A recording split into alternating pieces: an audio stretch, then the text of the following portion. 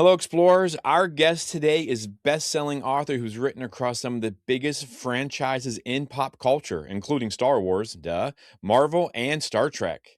Known for blending character-driven storytelling with rich world building, he has carved out unique space, bringing emotional depth to these iconic characters and universes.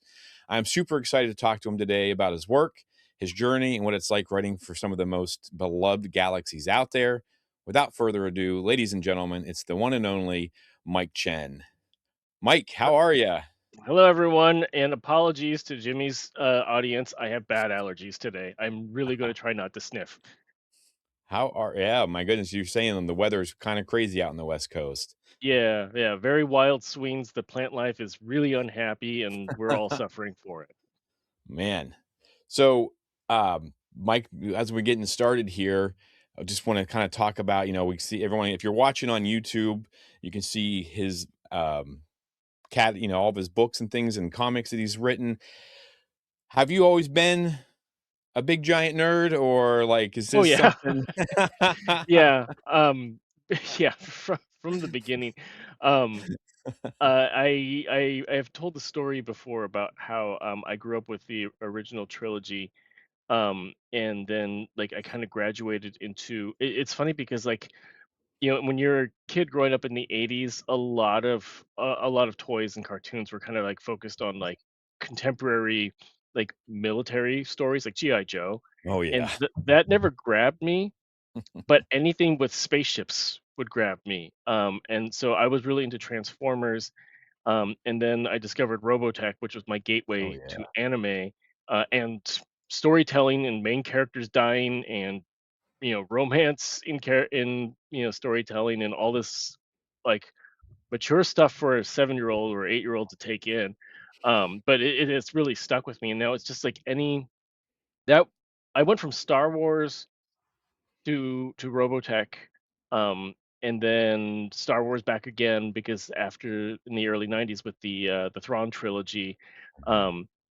And yeah, it's always been something. It's funny because like you ask like, have I always been a nerd? I have like this very distinct story of like in sixth grade, we actually went to it was sixth or eighth grade. It was the year Terminator 2 came out, Ooh, and yeah. there was a release day early. Like for some reason, like there was an advanced screening like the day before at our local movie theater, so we got to go see it.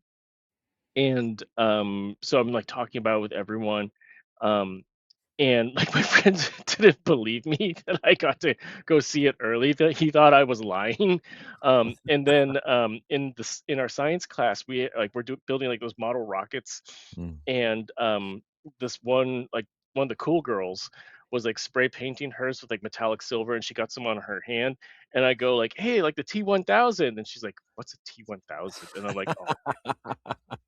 And it's like I actually I know, like, I'm still in touch with her, though, she's cool. That's But that's it was funny that, like, how much nerd culture has Oh, advanced. yeah, absolutely. Yes, because back when you and I were that age, it wasn't cool, but now it's like it's the thing to do. Mhm. I'm kind of envious of some of my high school students when they're wearing I'm like, "Oh, man, I wish it would have been cool in the '90s," but, I yeah, actually so I spoke at, a high school last week, and, one of the kids was wearing a Phantom Menace shirt, and I'm like Whoa. I pointed at him, I'm like, "Awesome Phantom Menace shirt." Yeah, that's awesome, especially at that age, so Mhm, man, all right. Well, let's dive into some of this stuff. Let's talk about your journey a little bit because it sounds like it's been an interesting one. Before you started writing for Star Wars and Star Trek and Marvel, mhm. what did your path as a writer look like? Were there moments when, and what was the moment where you realized, like, hey, I can do this professionally? Because, a lot of us write as kids and do things like that, Yeah. but, like, kind of what does that path look like for you? And then when was it like light bulb moment? I'm writing Star Wars and Star Trek and I think, actually, my wife still like will nudge me and she's like, "Can you believe you get to do this?" And I'm like, I think because I'm so practical that like I'm always kind of like head down. It's really important for her or my peers to kind of like we all nudge each other. Like we have several different group chats and discords and stuff like that, and like we're always just kind of being like, "Hey, remember this is really cool." And it's really hard to pull your head out of it. But I always like. I knew I was a good writer, like on a technical level. And there was a point in high school where I didn't know what it was called yet, but I knew I understood voice. Um, because we were doing these writing projects, and like some like dialogue came really naturally to me. Um, and then in college, I took a creative writing class, and as my teacher put at the very end of the class, she said I wrecked the curve. And she suggested that I change majors. And I was 3 years into an engineering degree at that point, and my parents were paying for that engineering degree. So that was not happening, but we kept in touch. And she told me about like you can find critique groups, you can really push your writing this way. I veered from fiction into nonfiction for a while, and I was a sports journalist for about 10 Oh, years, and wow. I covered the NHL, and a lot of my stuff is still floating around out there. Like I was a regular on FoxSports.com. I wrote for Comcast Sports, Yahoo Sports. Wow. Um, Alright. and then I hit a point where I'm like, I kind of did everything that I wanted to do with that, and I wanted to kind of go Yeah. back to fiction. And so, from a journalist perspective, I pivoted to like geek culture and geek media, and so I wrote for like Nerdist and the Mary Sue and places Oh, like wow, that. okay. While I started to get back into fiction, and this was strategic because I thought if I get published, if I know the editors of these sites, then they will, it'll be easier to get publicity spots on there. Yeah. So it's basic, but I also because I like enjoyed writing about stuff like that, and I still pop up from time to time. Um, yeah, and I got my agent in 2015, and it took a few years to get my first sale. But that was my debut novel, Here and Now and Then, which came out in 2019. And as that was ramping up, my agent had asked me like, "What do you really want to do? Like, what's your dream project?" And I said, "Star Wars," because it's like that's all I read. That's for a long time. Like, probably like between 2000 and 2010, it's like all I read was like Star Wars books. Um, so Star Wars, but specifically prequel era Star Wars. And as he got to know the team at Del Rey, which is now Random House Worlds, Mm. he would constantly throw my name in there. I was friends with Delilah Dawson Oh, and Chuck wow, yeah. Wendig and a few other people, and they were throwing my name. And I didn't know this at the time, but they told me later that like they would suggest me to the editorial team. So we just waited for the right project to line up, and they used the From a Certain Point of View anthologies kind of like as Mhm. an audition piece. And that was my go big or go home moment. So when everyone, I asked Tom, the editor specifically, I was like, why is Palpatine still available on this list? Because I came in the project about halfway through for Empire, and he said like, I think people are kind of intimidated by Palpatine, and Well, I'd so imagine. yeah, and so like I sent in some pitches for like other incidental characters, but then I wrote one about Palpatine, and I'm like, go big or go home, and Yeah. it worked. So that's how That's that led directly into Brotherhood. that's incredible. It does seem like, the certain point of view books are kinda like them testing the waters for authors though, isn't it? Because every time Yeah, you that cast a comes wide out and net. then yeah, it's g awesome. I love those stories. Some of 'em are just I mean, it just changes Star Wars so much when you go Hmm. back and you rewatch something, you're like, "Oh, this character or that character has this story," and my wife's looking at me like, "What?" I'm like, "Don't worry about it." Yeah. Um, oh my goodness, that's so cool. You have, I said you just said you talked with students. I deal with students all the time, every day. Do you have any advice for them as as far as aspiring writers and Mm. what kind of challenges you faced as a writer? Because Yeah. it can't be easy. So my two bits of advice for aspiring writers out there of any age and any experience. The first is write fan fiction. Because when you write fan fiction, so much of the early stages of writing a manuscript is figuring out the voice of a character, like the rules of the world, things like that. But it makes it hard to get the manuscript to a stage where you can really work on a certain craft technique. Like, if you want to be able to write really good dialogue or write really good fight scenes or whatever, but if you write fan fiction, all of that foundational stuff is built in for you. Mm. And so you could just take like, oh, I know Clone Wars so well. I know what the voices are. I know the characters. So I'm going to say like Ventress and Mace Windu got stuck in a room together and have to talk. Like you That'd be could awesome. work on dialogue with that. You could just take, several characters, pluck them into the sandbox, and that's you could just work on an aspect of stuff. Um, and so a lot of people, not enough people embrace fan fiction as a craft technique, but it's so many of the tools are there for you that you don't have to bog down with like, am I creating a good enough character? Am I doing this or am I doing that? Like it's all right there. Just work on it and have fun while you do it. So that's the Awesome. first point, and the second point is, and I told this to the high school students the other day. Every single person I know that when we were kind of starting up together around 2010, 2015, like around that span, everyone I know that stuck with it has gotten published.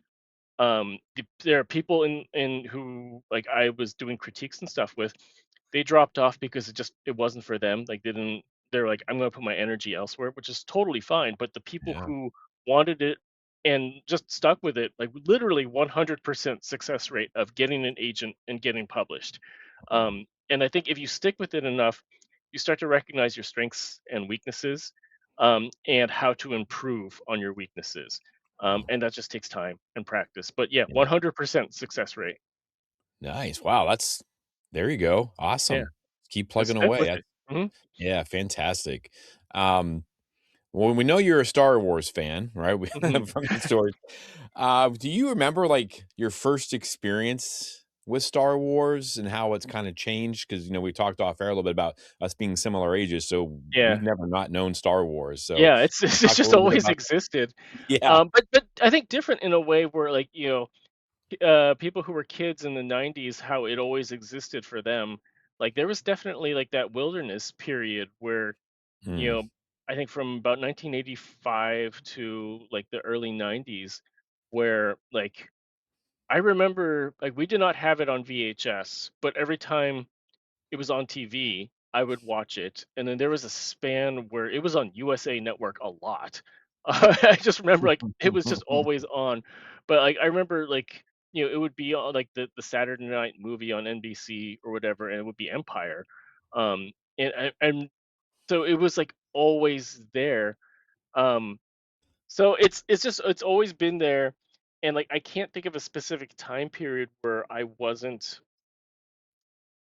or it didn't exist in my brain.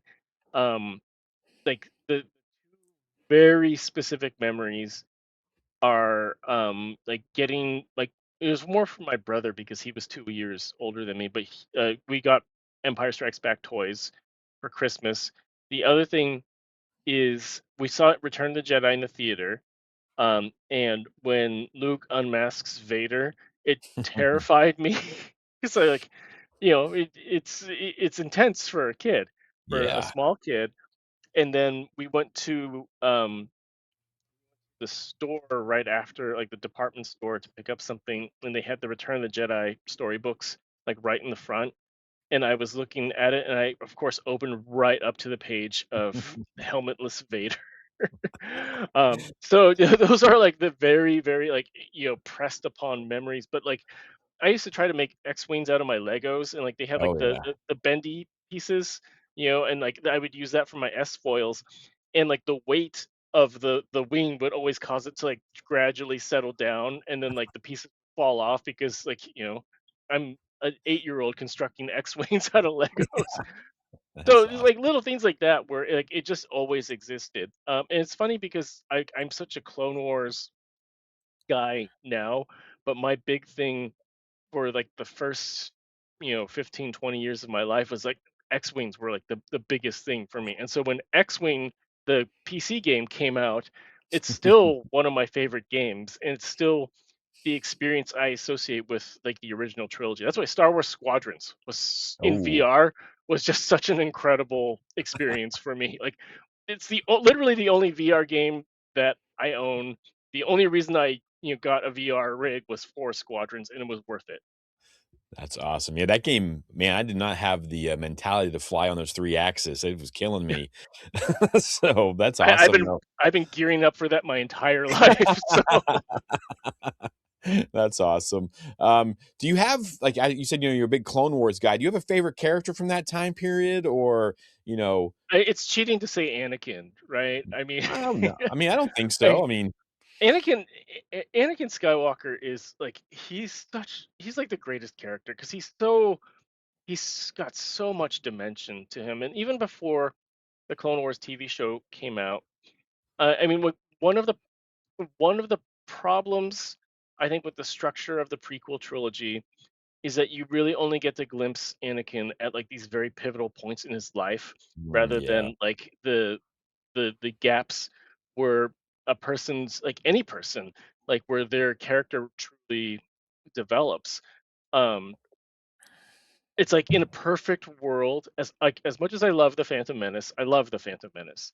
Um, but in a perfect world, I think the story of the Phantom Menace, and God, I love Qui-Gon Jinn. mm, He's such an excellent character. But in a perfect world, I would have stuck that as like a sort of prologue novel, kind of like The Hobbit is to Lord of the okay. Rings, and then you start with Attack of the Clones, and then like your second would be like some sort of like cliffhanger leading into the raid on Coruscant, and then you end with Revenge of the Sith. I think as a trilogy structure, that would have worked smoother to give Yeah. Anakin more of an arc. But even with that, I used to argue with my Star Wars friends about like I would defend Anakin because I even from like the point of like Attack of the Clones, like before Revenge of the Sith came out, the idea that like this kid was taken away from like his one source of stability and then thrown into like this sort of like emotionless cult basically, and Yeah. like his father figure is killed right away, and they don't know what to do with him. And that's going to mess a kid up, especially as they go into war where they're saying like you are the most powerful person we have in our lineup. And also, you should spy on your cool uncle who has been with you your entire life, and also don't trust him. It's like that's sort of like push and pull, and then you know and also you're not allowed to have your really hot smart, brilliant wife. Like Yeah. all these things tugging at him where he can't be honest with a single person. And then we add in Clone Wars and you fill in that depth. I'm actually just rewatching the last season of Clone Wars right now to get Oh, ready for so Maul good. Shadow Lord. Um, Mhm. and it's just like the final scene where he walks away from Ahsoka and gives her like the half smile. And he's Mm. like, yeah, I'm describing it right now. I'm getting chills just thinking about it. Yes. The like that little bit of animation where that like because we know that Mm. he is carrying like the weight of the galaxy on his shoulders, but he is trying to be strong and friendly for the person that he loves in Ahsoka. Like one of the closest people to him. So I love the complexity of that and just like the push and pull and how everyone is failing Anakin constantly. And like the only people that really could get to him, Palpatine, who he's honest with, Palpatine is manipulating him. Mm. Obi-Wan is like too too lawful good to truly be honest with him, and he knows that. And Padme is like he can't be honest with her about his fears too. So like he can't be honest with everyone. He needs to hire a therapist that he can Yeah. be, honest with. But that sort of tug of war between Yeah. Palpatine, Obi-Wan, and Padme and Ahsoka leaves, and like these pieces are gradually getting chipped away from it. So like I could talk about Anakin for Yeah. hours and hours and hours on end. But yeah. That's no, that yeah, I sometimes I think people overlook it because when you sit there and you watch that show and there's these little flashes of Vader in there, and it's Hmm. just like, ooh, like he gets mad or he gets jealous or, and sometimes they're hidden in with the way he loves everything around him. And I Yeah. think you nailed it there. So, you love Clone Wars, and all of a sudden, I don't want to skip over, a certain point of view, but there's like, hey, we need you to write Anakin Skywalker and Obi-Wan Kenobi during the Clone Wars. Like, what is that moment like for you? Kind of capped on what you talked about from a certain point of view, but you're obviously your love of Anakin and understanding of that character, and they're like, hey, Mike, we have a project for you. I remember so the phone call from my agent because it was in like spring of 2021. So still kind of like peak COVID times, and like Mhm. my daughter was still she was doing virtual kindergarten, was just like, Oh my gosh, I oh can't my even god, imagine what that was like. that was difficult. And had to stick with it for longer than most people because my wife has medical issues. And so we were kind of like bracing ourselves for that. And I remember specifically like trying to like work and navigate her, and like my wife was upstairs getting ready for something, and then my agent calls, and he's like, hey, can we talk? And I'm like, looking at my daughter, I'm like, yeah, we can talk, it's fine. And so he's like, he goes like, Star Wars wants you to write a novel. And my wife comes down exactly when he says he wants it to be Clone Wars novel, and I said like, say Clone Wars, and she Clone Wars, and then I go like, it's Eric, and then she's like, I remember she goes really quietly. She says like, do it, do it, do it. We'll figure it out. Do it. Um, so like that sort of like just sort of like life altering moment. Yeah. It's funny how it's like surrounded by so much tension from circumstances at the time. I Mhm. remember the first time. So with Star Wars, you have about 6 to 8 weeks to get the outline approved. Like you build upon the outline iteratively, and then there's a point where everyone agrees on it enough that you can just go. And I remember the first time I sat down to write. It was after my daughter went to bed. I went up to our home office, and I generally write about 1,500 to 2,000 words a day, and I wrote 5,000 words. And Oh, I felt like I could just keep going, except I have to sleep and work, the next day. But I'm just like, oh my god, I'm writing Anakin Skywalker. This is insane, and oh my it's gosh. professional. I'm going to get paid for it. That's awesome. Yeah, I can't even imagine. How much, you talked about the outline, which kind of leads Mhm. me into this next question. How much creative freedom are you given when crafting these? Like, is it your outline? Did they give you that outline and then you add to it? Or how does that work? Because, I mean, you're dealing with some characters that are, pretty important. Yeah. Um, the I think it varies from project to project. In general, from my experiences and also the experiences of people like the great thing about the Star Wars authors they bring in, like I think they know, like part of the from a certain point of view, like sort of audition piece with it is like they want to get to know like your sort of working process, but they Hmm. bring in people who are good humans. Um, because like you have a really short deadline. You have to be nice, you have to be easy to work with, you have to be able to take feedback, and you have to do it in a really professional manner because there's no Yeah. time to be arguing over stupidity. Um, so one of the nice things of like is we kind of all share information with each other, and I believe like their processes have been pretty similar. Like I think there have been some projects that have been asked to be have like a little tighter Hmm. outline in terms of like the pitch that's presented to them, like they have like a little bit more of a roadmap. But for my experiences and for most of the experiences of my peers, they give a general pitch. They say like, we want it to cover like this time period with these characters, and like the thematic or emotional arc is roughly this. Here's point A, here's point B, and then give us some pitches on how to get there. Oh, wow. um, so there's a lot of latitude in Yeah. there. um, with Brotherhood, it was specifically, we want to take Obi-Wan and Anakin emotionally from the end of Attack of the Clones to the beginning of Clone Wars, and how we get there. They were okay with me just kind of pitching ideas, um, and the only note before I put together a pitch was that they thought it would be cool if we could do something that gave the Nemoidians some dignity, Mm, because they're kind of, like the joke race of Star yeah. Wars of the prequels. And so I put together. I remember like we had set up a call and we were gonna kind of brainstorm, and because my brain was just like so excited, I put together like a pitch that I performed on Zoom over like 10 minutes. And then my editor Alex Davis, he goes like, "Wow, I guess we don't really have to brainstorm."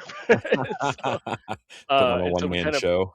yeah, we built it from there. Like the biggest difference from that original pitch was that he said, probably after like the second or third revision, he said like, I feel like, we have like a systemic conflict, and we have like this mystery, but we don't have like a villain as like a person who sort of encapsulates the villain. And so he said, "Do you want to use Ventress?" And I was like, "What? I can do that?" And he's like, "Yeah, you just have to ask." And I was like, "I can ask for characters." He's like, "Yeah, you just ask." And like the worst is that they say no, and we move it to someone else. So I asked to use Ventress, and they gave me Ventress, and that's Oh why my Ventress is in goodness. that book. That's crazy. That's how she got there. Yeah, I Yeah, mean, that's fantastic. Yeah, she's an amazing character as well. Like, you kind of not side put off to the side, but I feel like her and like Maul, they share these similar kind of stories, and I always yeah, love getting more and more of those characters.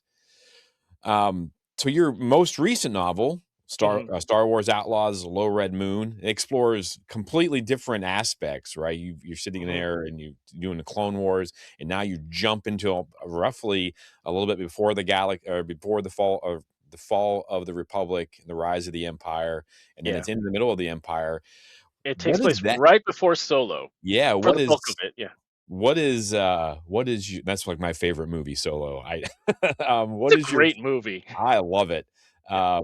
What can you tell me about the journey to this book? So how does this book come to life? Because, you know, if I'm being honest, like I love Star Wars Outlaws. Like I loved it. I'm not one of those fans who's like, because they did get some heat for whatever. I don't, the reasons were silly, but I think it's one of the most Star Wars games I've ever played. Like I Yeah. feel like you're in It's Star so Wars. immersive, yeah. Yes, Like, I don't know if and you're like me where, like, I when I got to Tatooine on Outlaws, like, I just bypassed, like, advancing for, like, hours, and I just explored. It was amazing. yeah, yeah, I don't ever, I love the Jedi games, but Outlaws seems like you're in Star Wars, like you're Yeah, you're playing, living it. and I Yeah. just people will give it a chance, but and at first I was like, wow, they're writing a book about these two characters, like that seems kind of crazy because I mean Jalen's hardly even in the story, ND5 Yeah. obviously is. So what's that journey like for you?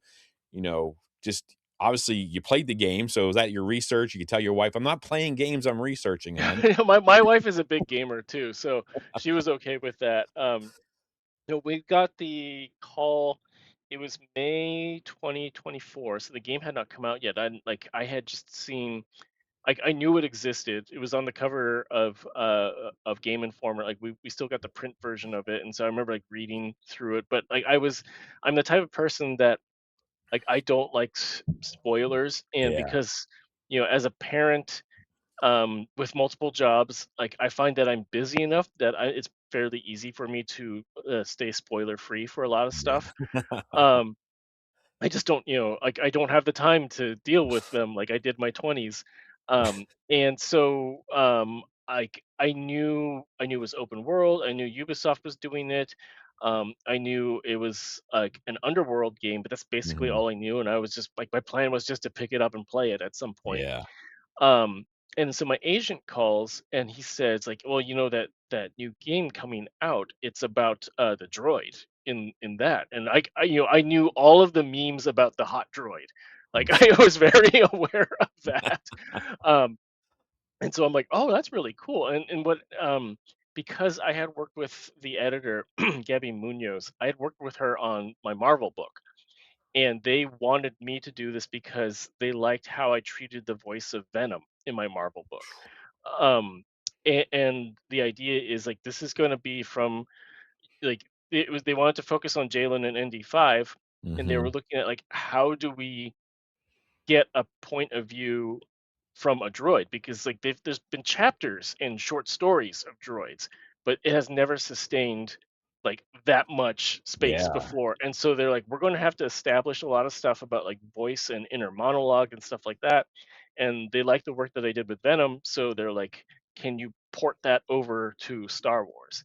Um, and originally, I looked at the schedule that they wanted to do for it, and I'm like, I can't do that. I'm already on contract for two other books. As much as I want to Wow. do this, and they scooted their deadline out 2 months, and my one of my other books scooted their deadline out 6 months to accommodate. Oh, wow. And so, yeah, big thank you to some very good people in the industry for making it work. But then the, like crafting the pitch for this. So what happened was in like July. So before the game came out, we get on a call and Tom and Gabby spoil the entire game Oh, for me. no. Uh, Oh, no. like literally like 30-minute like beat by beat of everything that happens in the Mm. game. um and so that's how I got to know like what is ND5's journey, what is Mhm. Jalen's journey, what is their backstory between them. Yeah. And so it was like, okay, that's the end point. And then we got on a call with the Ubisoft team, like their creative director and some of the writers, and we talked about sort of like motivation, back history, and things like that. And then we looked at like, okay, when are we going to set this? And we knew like it was pretty open, but we know like so the end point of these characters is like sometime before Outlaws because they're clearly established by the time you meet them in Yeah. Outlaws. So I asked for doing it around Solo because that is the sort of like in between period, like the most material exists around them. So it has the most resources to draw off of. Plus, I thought like if you're going to do an underworld story, tying it into Solo as you can tangentially makes the most sense. Absolutely. Um, so that's kind of how things started to get built from there.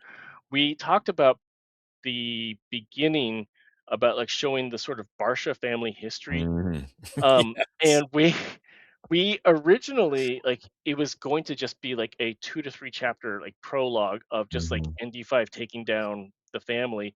And then when we started, my editor was like, we actually have like if you want to give that more space, it's it feels interesting. Like these, horrible oligarchs in Star Wars. Yes. Um and so like we built that out, and then I changed the structure into from like a more traditional like 3 act structure into like Yeah. three like kind of separate sections that kind of covered different pieces. And I tried to treat it when I was building out each one, I tried to treat it almost like a game level where like there's sort of like reconnaissance, build up, you know, climax, and Yeah. then like ending cutscene type of thing. Man, that's crazy. Yeah. That's So you awesome. like I am a big video game person, and like so as to trying to think about story in terms of like video game level structure was a pretty easy thing to do and a very intentional thing to do, having played Outlaws by that point. They gave me a code about 2 weeks before the game started, so like Nice. I just like try to rip through it as much as Just possible. gaming. That's fantastic. Um, is there what was the difference for you to write? I mean, because like I said, I mean, Clone Wars and then Empire time period. What was Mhm. the biggest difference for you, like focusing on that story? So it's interesting because like so much of Anakin Skywalker's life is documented. Mhm. And that period of like 10 to 12 BBY, I mean, you have the Jedi games, which is kind of like one side of it. There's some comics. Um, there's like books that touch on it. There's Solo, and then there's like the associated tie-in material with Solo, but there's not a lot. And so there's a bit of freedom that didn't exist with writing about the Jedi at the height of the Clone Wars. Um, so it's a different challenge. It's actually it felt when I think about like when I talk with with younger writers or aspiring writers about like write fan fiction, you have a sandbox. This is a different type of sandbox because it's more of like sort of like loose parameters as opposed to writing Clone Wars, which is very, very tightly like it has to slot into like this time period. Like they can't be here, they can't go here. You know, you can't use this character. Whereas this is like pretty wide open. Yeah. Um, and so there was it was a different a different vibe. The research was different. Um, so it gave it more of like not really ownership, but like I got to think a little more originally with this, which was fun. It felt more sandboxy than writing Clone Wars because Clone Wars, it's like I still knew like everything has to like line up perfectly for like that gear to fit into the machine, Yeah. whereas this is more like I get to play around and just like do some heists and stuff like that. Yeah. I mean, people are gonna be working around your stuff now, which is awesome, right? Yeah, I know That's that's that it was a little like when we were talking about like the droid stuff. I actually wrote some sample chapters at first that got converted into full ND chapters, but it was to get sort of like the voice of being internal with the droid. Mhm. And I remember Gabby said like, yeah, because we're gonna like this will kind of be the template for like droid POVs from now on. I'm like, wow, Yeah. that's no pressure. Yeah. Yeah, my goodness. Wow.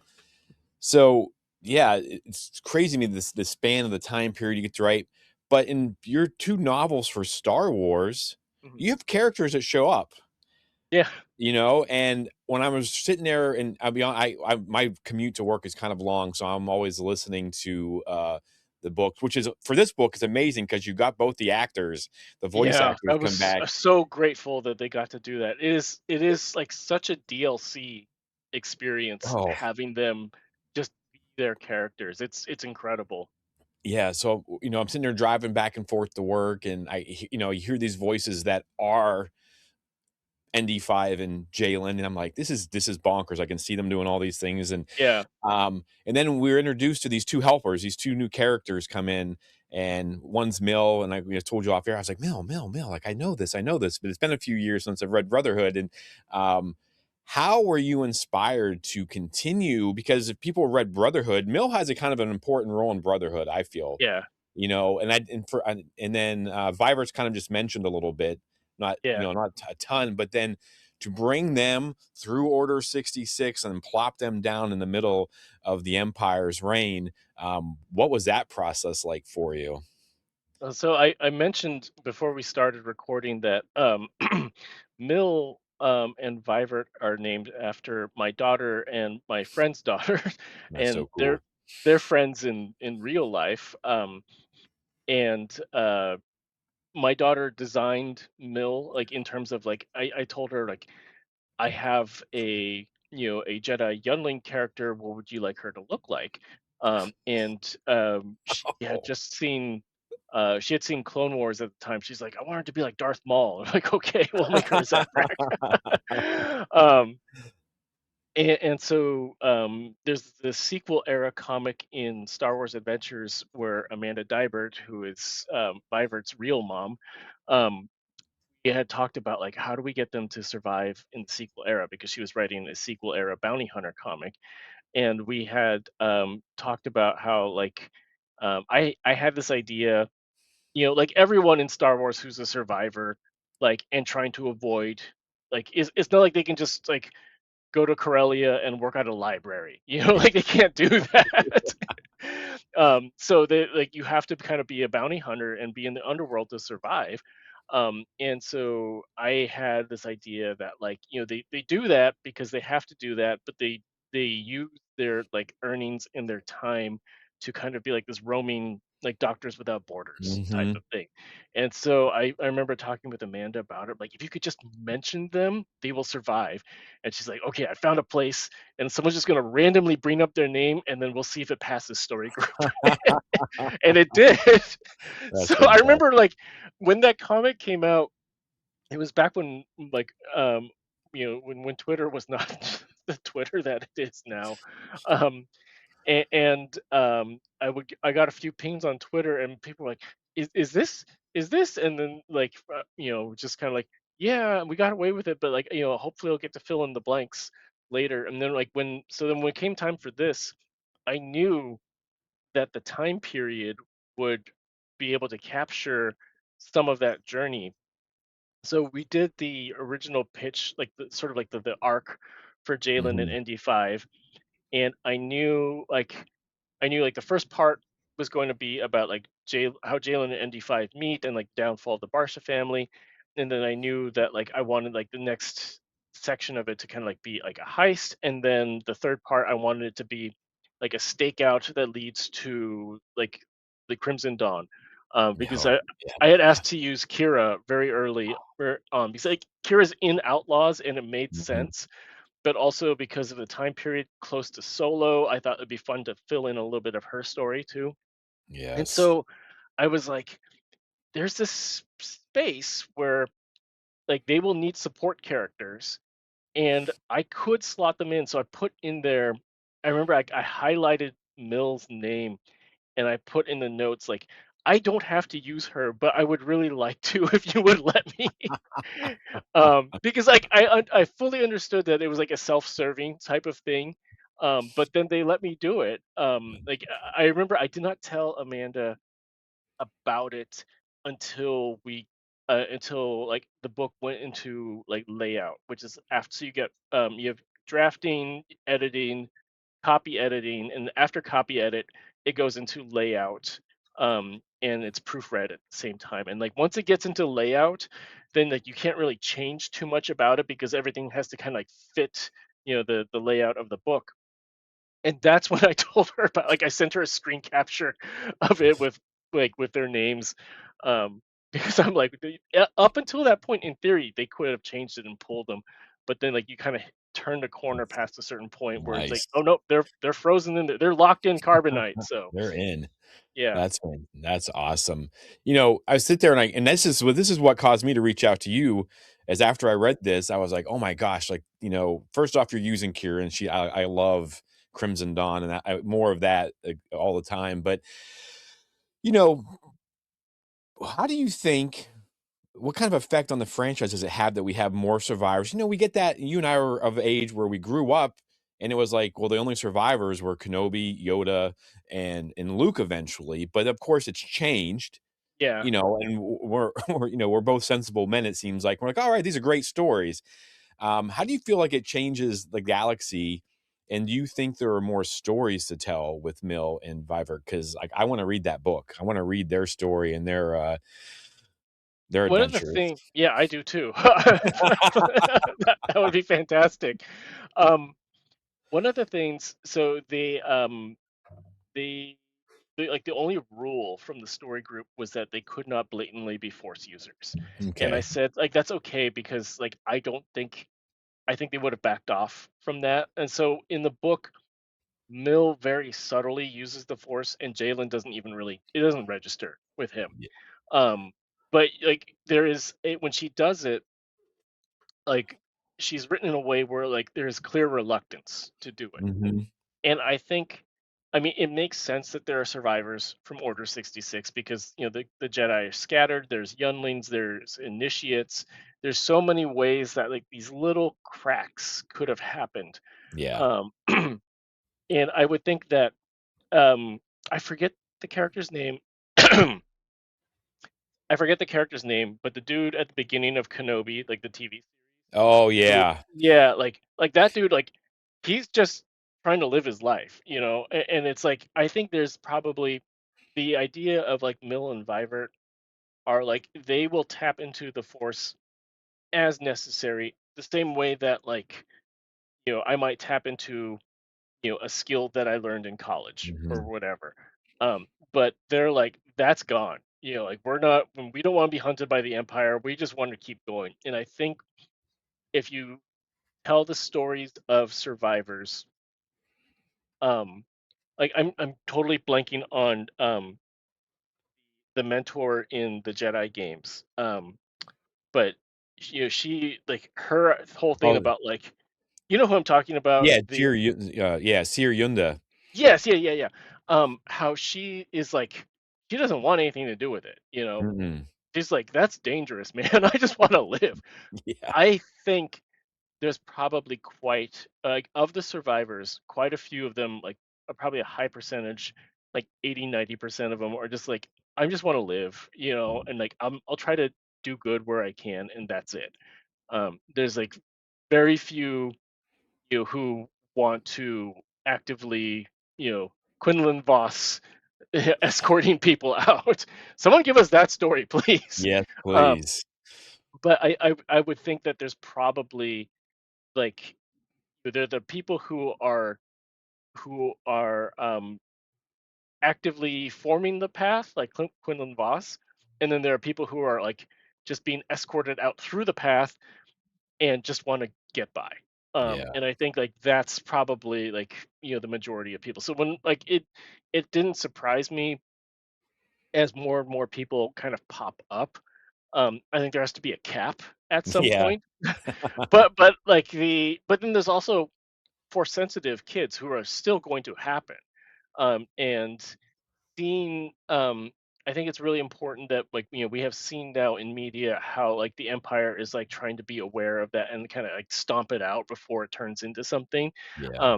Because and that's another interesting story too that like I think definitely deserves more time. So I think like it makes sense. And I think like the sort of like galaxy-sized trauma of like the people who survived that, especially as kids, which is one of the reasons I really enjoyed getting to revisit Mill and Vivert. They are different from adult era Jedi who might feel like a greater pull to like fight the Empire. Like, they're just like, we've been through some shit, man. Yeah. And like they're just trying to do good in the galaxy. Absolutely. I remember because those characters don't come in until, like, basically the 3rd act, Yeah. and you're that moment you're talking about, I'm like, "Did she just, like, mind trick him? Like, what's going on?" See, And like then I that think what was did she think? She thinks, "I hate doing this," or something like that, I think was, like, yeah. the dialogue she uses. I'm like, "What?" And then you got Vibert and a BX battle droid just raising heck all over the place. The idea with that was like it had to be like when she does the mind trick, like it's written in a way that like if you don't know who she is, like you probably won't even register with you. Yeah. Like you just know that she kind of walked over there, talked to a guard, and got his weapon.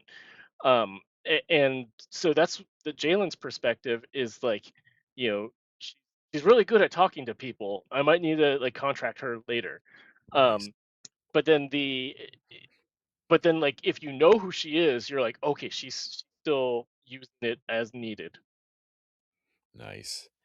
Alright, so I've got one I'm gonna kinda wrap some of these last questions together Sure. with them. Um, if as a writer and a fan, Hmm. they come to you and say, "We want you to write whatever story you want." Are you picking these 2 to tell this story and their adventure, or is there something else that you know, you have an active imagination, you run the stories through your head. What Hmm. are you writing given the opportunity to do whatever you want in the Star Wars universe? Oh, um, so there, um, myself and E.K. Johnston are forever battling about who gets to write the Obi-Wan and Satine book. Oh Um, my gosh, that would break the internet, I think, if that was yeah, announced. yeah, we both really want to do it, and then I think we're both kind of like, if it's got to be someone, pick one of us. I think we Yeah. would both be okay with like the other person doing it. I have been I would love for like we have also joked about how like if they ever do like the way that Marvel does if Star Mhm. Wars had like the what if like Anakin didn't turn to the dark side and to be able to write an adult Anakin and Padme novel Oh, where she wow. writes Padme and I write Anakin, like someone give us that. Like My gosh. we had talked about she did an Instagram live like several years ago and we were on it and we one of the things we talked about was like if let's just say like if Mace was successful in arresting Palpatine and so like Oh, none wow, of that yeah. ever happened, like I think Anakin and Padme would be okay because clearly like they're young, Anakin has issues, Padme has like her own issues in a different way, Mhm. and like we both agreed that like they probably have some rocky years, but yeah, I think like if they just got away from the galaxy, like they would have figured it out. Oh my And gosh. you know, like we were joking about how like Anakin is totally like a girl dad, like with Leia in the garage, Yeah. and like Padme would be like raising Luke to be more of like an intellectual type of person, despite being Luke. And like I would love to just have that little snippet. Like those two deserve to be happy, Yeah. Yes, they they really do. do. Um, so I mean, there's like I got to use Fennec Shand in this book. That was Yes. actually my first request. Like of like I I wanted to snuck ask the you yeah, about I that. snuck That's the mill awesome. request into the actual synopsis, like the outline, Mhm. but ver up front, when it was like when I sent an email with like, "These are the characters I would like to include, these are the reasons why," and number 1 on there was Fennec Shand. And so that actually took, more layers of approval because anything kind of more associated with, like, active on-screen Yeah. characters, like, they're a little bit more protective of, um but I would love to do, just like a spy book with Oof. Fennec Shand. That Um which is, like, kind of like what I tried to pull off here, but, like, just Yeah, you on a did. greater scope. Yeah. Um, so I think, like, those and then, the further adventures of Mill and Vibert. So, My yeah, those are goodness. kinda like You my got, like, the my next 10 key years piece. planned out. Yeah, I know, so they just You're gotta set. hire me to do it. Just you just need to give them a little, you need to have your Jerry Maguire moment and send them, "This is what we need to do moving forward," and I think 'cause I think everything you've just mentioned, everyone that I know that reads Star Wars, and I mean, I promise you, you're people are reading those stories. That's incredible. Is there anything that you can tell us that's coming out or anything? I mean, I know, like, in the Mouse House, well, they have strict NDAs. Is there anything that you wanna talk about that's coming out, that you can So, talk about? I can honestly say that there's nothing in the works for me right now, but Mhm. also how it happens. I mean, I kind of described it on, my different phone calls here. They tell you that they want you about a month before you actually have to start the outline. And you have to kind of like work your schedule around that. Mhm. And so like if they have me in mind for something else, like I don't know about it yet. Yeah. Um, yeah, it was different with, like with the Marvel book where that one was more on like a traditional schedule, but Star Wars is Mhm. just on its own sort of accelerated schedule. Um, they know that I want to do more. From everything I hear, they're happy with the work and my attitude and my relationships with the editorial team. So Yeah. just fingers crossed. Oh, yes, absolutely. I mean, my goodness, any of those books that you just talked about, um, we're here for whatever else they got, and who knows, maybe we'll get that phone call today, and Yeah. you'll be off on another adventure.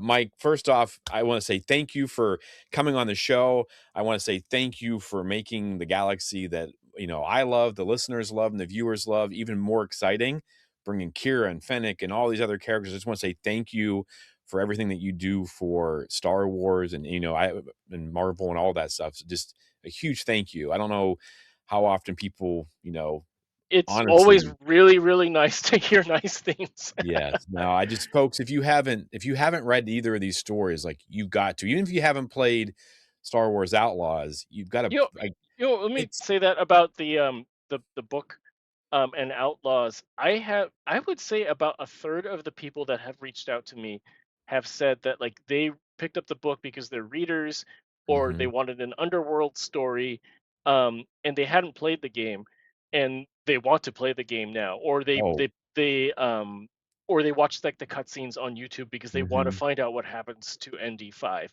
So Yeah.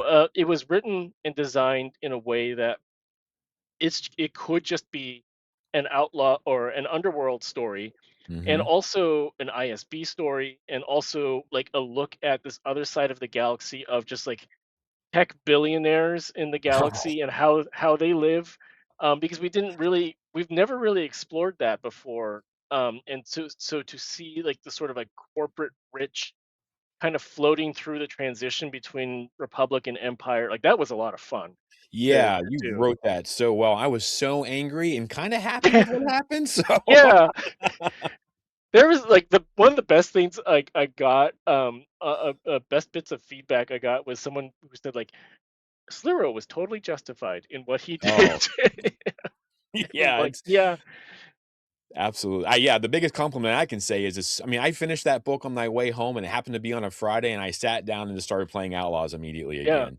I had already I beaten it once, and I was like, "Man, I got to get dive back into this." And I could not get to ND5 and Jalen showing up fast enough in that game. I'm like, "Come on, come on, come on!" Just keep pushing the yeah. story forward. So, again, huge thank you. Just bringing some of these characters and adding to the into the lore. I mean, dude, I really hope that you get to write more. I'm sure you will, and I hope you get to do some of those projects that you've talked about I because will they take any project from them, my but yes, mind is melting right now thinking about the Satine and Kenobi thing because I have wanted that forever, just that behind the it scenes is stuff. So the authors want to do it. I think the publishing team knows that the authors want to do it, but I think, like, they have their own roadmap for projects yeah. that they want to do. So like with the upcoming Ashley Poston romance novel, like none of us had Mhm. any idea that like that was in the works. Like it just popped Wow. up at Comic-Con or wherever they announced it, Mhm. and we're like, whoa, someone's doing that. And so like they keep things really tight to the vest. So Oh, wow. That's yeah, awesome. Well, Mike, thank you so much again. It was an absolute pleasure to get to talk with you today. thank you so much for having me. And now, at the end, do you understand? Close your eyes.